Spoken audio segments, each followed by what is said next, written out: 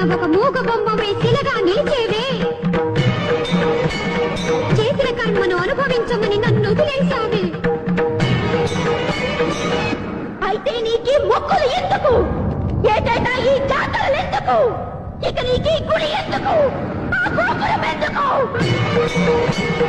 ఆగక ముందే నా ఆక్రోశం అగ్నిగా మారక ముందే, ఆ భావానల జ్వాలల్లో నేనాహుతి కాకముందే, దుర్గవై చండివై దురితవినా శంకరివై అంబవై అభయవై అగ్రహోదగ్రవై చూపులెపిడి కాకులుగా పాపాత్మని చూస్తే చీల్చి తెల్లుమిక్కిన రక్తంలో తల్లి నువ్వు జలక మాడి సత్యమేవ జయదేయని లోకానికి చాటింపగరా.